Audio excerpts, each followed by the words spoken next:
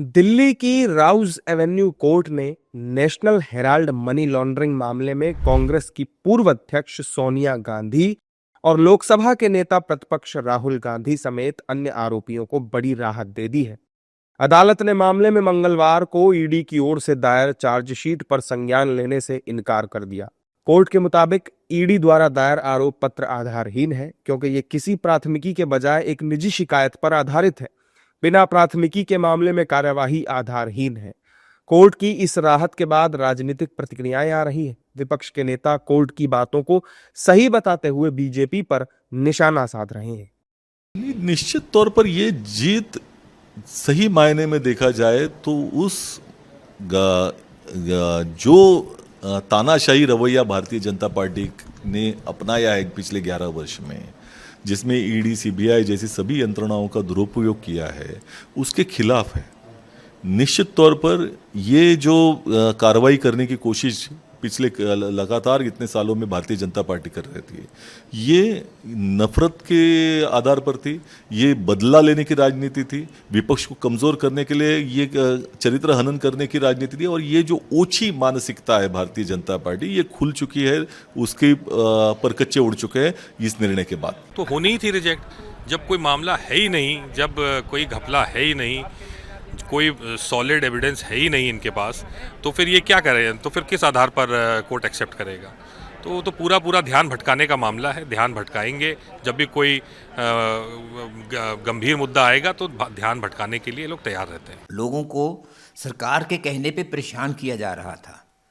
अब उन्होंने देखा कि क्योंकि इसमें कोई पैसे की हलचल नहीं, कोई मूवमेंट नहीं, और दोनों नॉन फॉर प्रॉफिट कंपनीज हैं, नेशनल हेरल्ड और यंग इंडियन। और यंग इंडियन, ये अक्सर होता है, ऐसा किया जाता है, आप जो लोग जानते हैं कानून को वो आपको बताएंगे कि ये ऐसा अक्सर होता है कि किसी एक कंपनी का ऋण हो, उसको ऋण मुक्त करने के लिए ऐसा कदम उठाया जाता है। सिर्फ ऐसा ही किया गया था और एक अच्छे हुक ऑर्डर के नीचे उन्होंने ये केस को ख़त्म कर दिया है, रद्द कर दिया है कि ये केस चल ही नहीं सकता। ये एक बहुत बड़ी जीत सत्य की झूठ पर हुई है, जो सत्यमेव जयते ये है।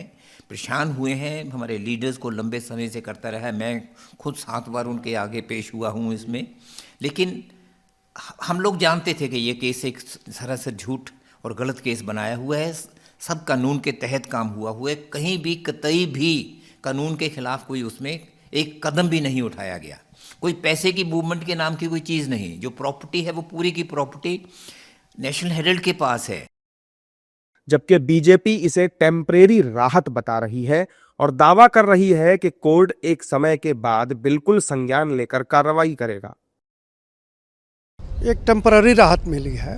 अभी सारे मटेरियल्स को एग्जामिन करने के बाद कोर्ट एक डिसीजन लेगा। जो ईडी के द्वारा जो भी मटेरियल कलेक्ट किए गए हैं, जो कोर्ट के सामने प्रोड्यूस किए जाएंगे, उस हिसाब से कोर्ट एक फाइनल निर्णय लेगा। अभी एक टेम्पररी, अभी कोर्ट ने कहा है कि हम इसको अभी नहीं देख रहे हैं, नहीं संज्ञान ले रहे हैं, लेकिन सारे मटेरियल्स को देखने के बाद जब कोर्ट इस कंक्लूजन पे पहुंचेगा कि नहीं भाई सफिशिएंट मटेरियल है, कोर्ट कॉग्निजेंस लेगा।